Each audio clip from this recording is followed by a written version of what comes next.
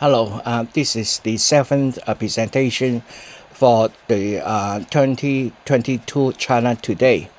Today we will talk about my understanding of the Chinese position, the government position about the conflict between Russia and Ukraine.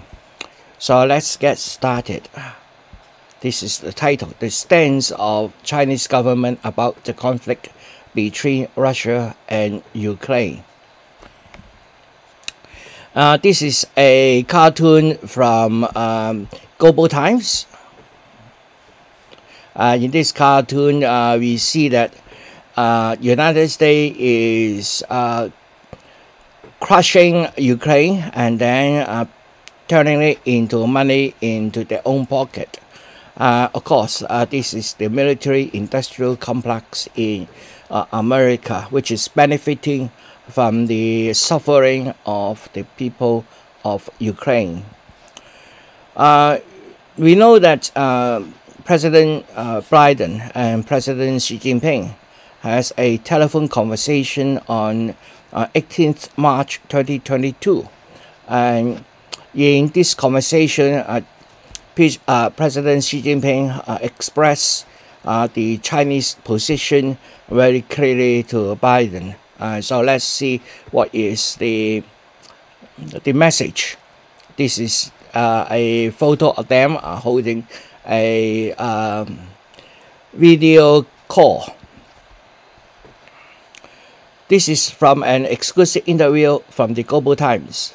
The Chinese official said China accepted the U.S. proposal for a phone call between the heads of the two countries on China and U.S. relationship and the Ukraine situation, our concerns of the bilateral relationships, promoting peace talks and urging the U.S. to take the right stance. Of course, from the Western media, we know that the talk meant to be the United States trying to give a warning to China, saying that if China give any substantial assistance to Russia, then you will have to face some consequences. So that is one side of the story. The other side of the story, you can see that here, China is also urging the United States to take the right stand, promote peace rather than putting more fuel on the fire. China will never accept U.S. threats and coercion, and if U.S. takes measures that harm Chinese legitimate interests and the interests of the Chinese enterprises and individuals, China will not sit idly by and will take strong response, the official stressed it, noting the U.S. should not have any illusions or miscalculations about this. Now, China's strong signals were sent as the Biden administration has intensified its disinformation campaign over China's military support to Russia, attempted to threaten China with dire consequences. As I said, China is not going to accept any coercion from the United States. During the meeting, the Chinese president encouraged the U.S. and the NATO to have conversations with Russia to solve the problems behind the Ukraine. So the Ukraine problem is not just the problem of Russia using military actions in Ukraine. The issue is much further back. Is relate to the NATO expansions, and expressed opposition to indiscriminate sanctions during his video meeting with U.S. President Joe Biden on Friday. Sanctions never works, and sanctions only harm the interests of the people. Both parties, the one who applies sanctions as well as the one who is being sanctioned, both of them will suffer. For example, in this round of sanctions, United States want to sanction the export of Russian energy. And the I think it will cause significant suffering in the European countries, especially Germany, where Germany has about 30% of its oil and coal coming from Russia, and about 40%, a bit more than 40% of natural gas coming from Russia. So if Germany is going to shut down the supply of energy from Russia, then you will have a huge gap in providing the energy necessary for the countries to prosper. The Ukraine crisis is not something we want to see. The we refers to Chinese. And the events again show that the countries should not come to the point of meeting on the battlefield. Now, I think that is very clear. China do not want to see war. Conflict and confrontation are not in anyone's interest, and peace and security are what the international community should treasure the most. That is what Xi Jinping said. So after this, on online and everywhere, including the Weibo and other opinion leaders in China expressed their views. Again, I'm going to get the information from Global Times. Again, this is a cartoon from Global Times. United States is using disinformation targeting China. After the video call between the US and the Chinese top leaders, the US side and the Western media are trying to hype a narrative that Washington is warning Beijing that any attempt to provide military support to Moscow would bring consequences. However, the Chinese expert said such a ridiculous approach is an arrogant and useless coercion, which is doomed to fail, and China has strong confidence in its own foreign policy on Ukraine issue, and it will not be coerced by anyone. Now, just remember, Russia is one of the largest arms exporting country. The military equipment from China and Russia is not 100% compatible. So if China is to provide any weapons for Russia, first of all, there's no need. Russia has a sufficient large military industrial abilities to produce all the weapons it wants. And secondly, because of the systems are different, and therefore there will be it is impossible to just accept any weapon while you are using it. There is training issues and so forth. So this accusation is baseless. China's position on Ukraine issue is objective and fair, and time will prove that it is on the right side of history. Chinese State Councilor and the Foreign Minister Wang Yi said Saturday, and it is reported by the, of course, Xinhua News Agency. Wang Yi also made the remarks that when briefing journalists on the exchange of views between the heads of China and the US on the Ukraine issue, he said China will continue to make judgments independently and in an objective and fair manner based on the merits of the matter. Noting that China will never accept any external coercion and pressure, and China opposes all groundless accusations and suspicions against China. At the moment, it seems that one of the major foreign policy of the United States is to blame China for almost everything. This is again another cartoon from Global Times. The United States is pouring fuel on the fire while asking China why China doesn't provide more help to put out the fire. Some Western media and US senior officials are trying to spread a narrative that China is considering supply Russia with weapons to support its operation in Ukraine. But this is very obviously that such a fabricated story makes no sense, nor has any military basis. From a Chinese military expert and TV commentator, Song Zhongping, he said Russia's military operation in Ukraine is not a massive war that Russia can't afford independently. And according to what we saw so far, the Russian military industrial sectors can provide what Russian troops need. Russia is maintaining military exports to its partners, so why would it need military supplies from others? The US and its NATO allies are supplying weapons to Ukraine to prevent the war from ending too quickly, so they can maximize the profits for their military industrial giants. Therefore, they worry that other countries will do the same to Russia to offset their efforts.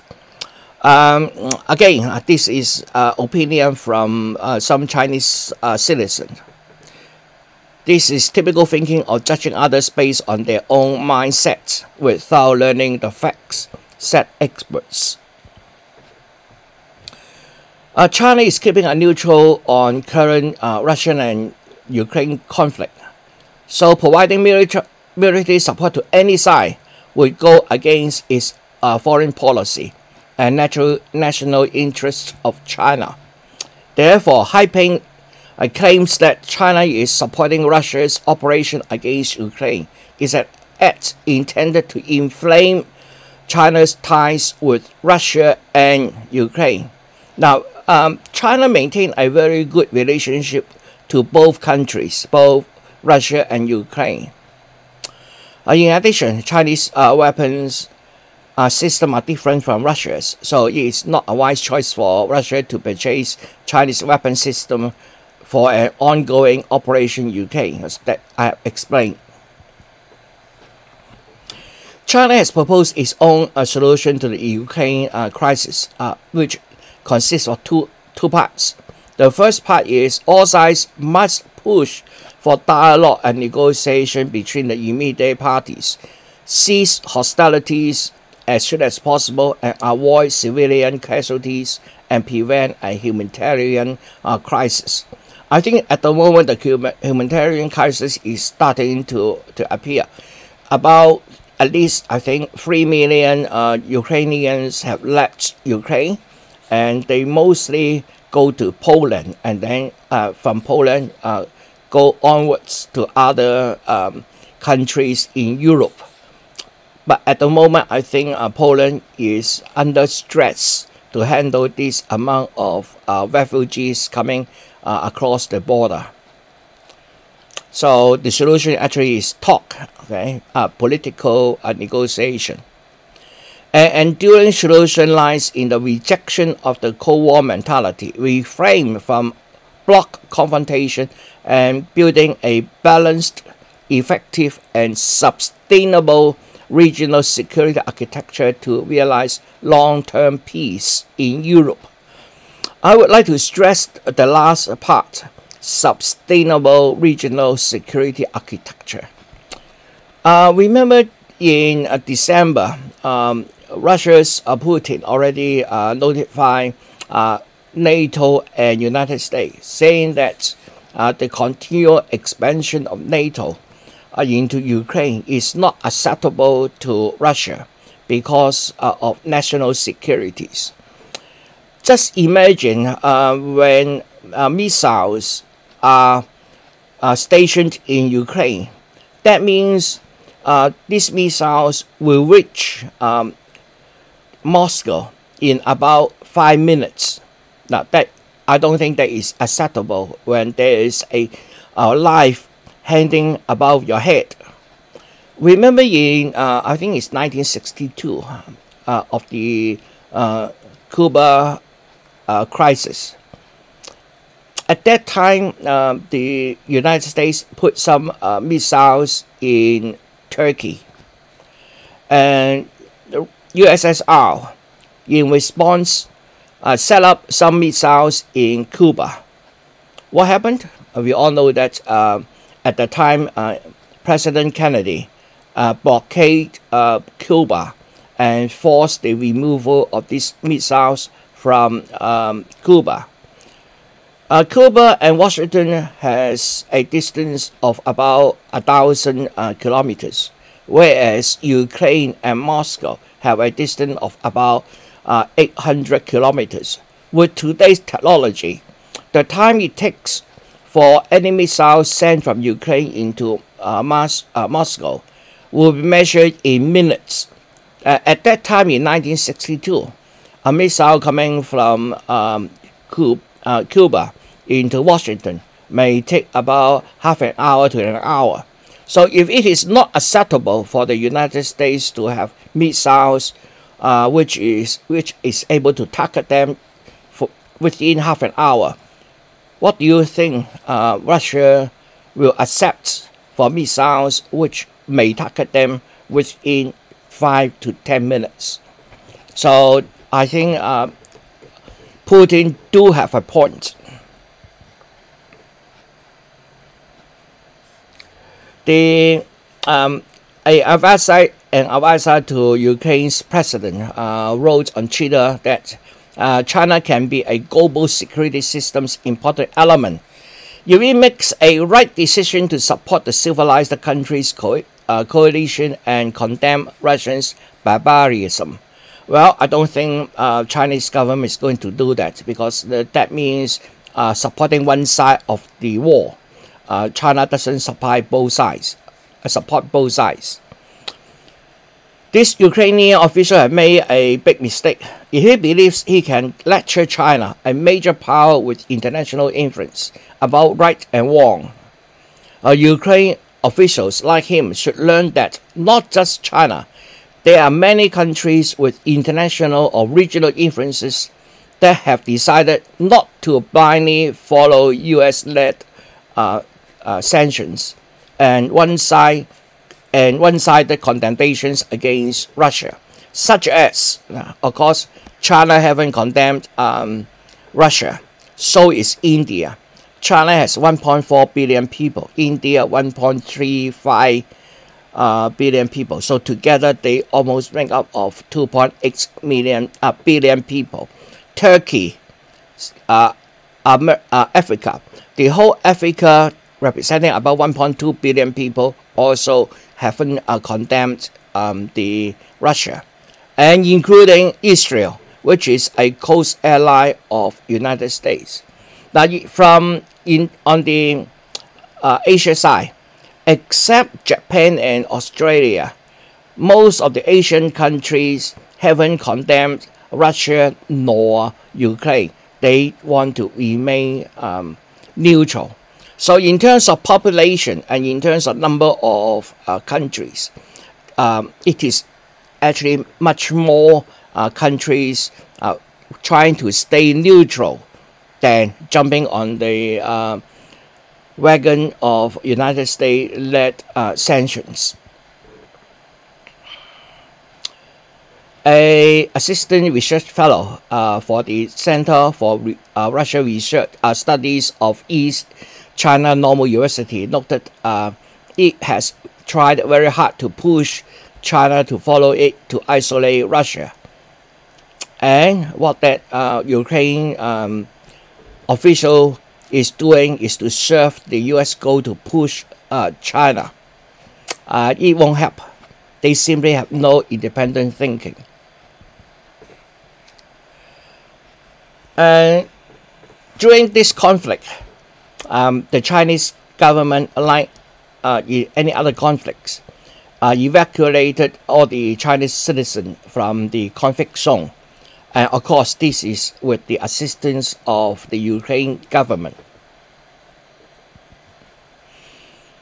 Lately, there was a UN General Assembly resolution. The resolution passed because in the General Assembly, the Long-Term Security Council members cannot veto. The title is Aggression Against Ukraine. And in that resolution. 141 countries supported the motion, 5 voted against, and 35 put on abstains. Here is the result of the voting. I think this is a capture of the screen from United States, from the UN. So which countries voted against it? Belarus, Eritrea, North Korea, Russia, Syria. These are countries which abstain. So the list is too long, so I'm not going to read it out. You can have a look. Or from the map. Those underlined in blue are those countries which remain abstain. You can see only the European country, Australia, etc. Do votes for in favor. Some of the Eastern countries actually voted for in favor, but they haven't applied any sanctions. So I'm going to switch over to Reuters for a list of sanctions that has applied to Russia. So I'm going to slide it through so that you can have a look of which are the countries applying what kind of sanctions. Again, I will have the URL in the description so that you can actually have a look at yourself. This is in the reverse time order. So the latest first and the older one on the back. First off, we have sanctions by countries. The latest one is by Japan. Okay, and then we have New Zealand, South Korea, Iceland, Australia, EU and UK, etc., etc. So I'm going to go through it slowly so that you can have a look. This is a very long list.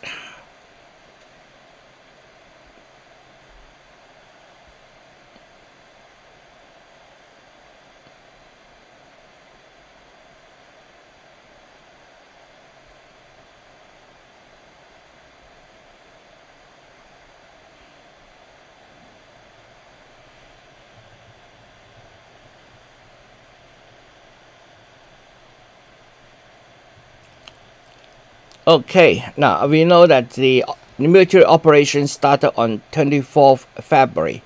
So because of time difference, so Japan actually started, looks like, before the Russia military actions, but it is only because of the time difference.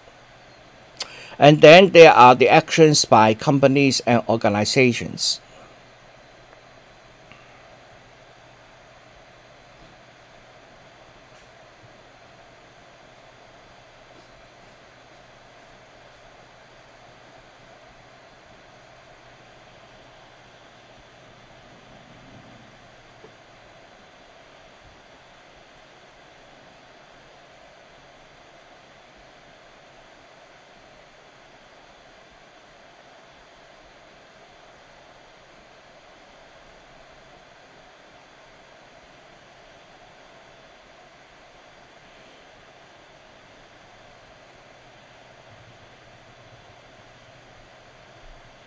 Okay, that's it for the sanctions which apply to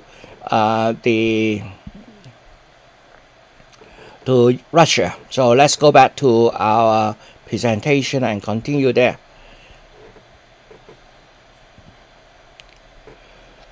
Some notable funny sanctions. Some of the sanctions are very absurd. So including on people, on animal, and even on tree. Let's see, there's a video talking about this. We always say sport, culture, and education is free from political influence, but we see that this time it doesn't happen that way, including cats. And I think I don't need to read this out to you. One of the organization decided to restrict the registration of cats into their system. And some sporting organization, including FINA, etc.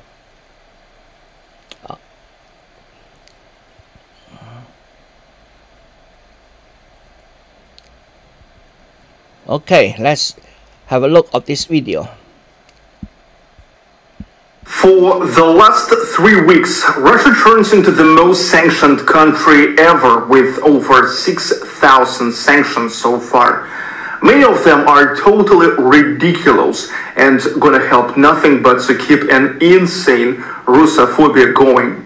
In this video, I collected some of the most ridiculous sanctions imposed not on the Russian governments but on Russian people.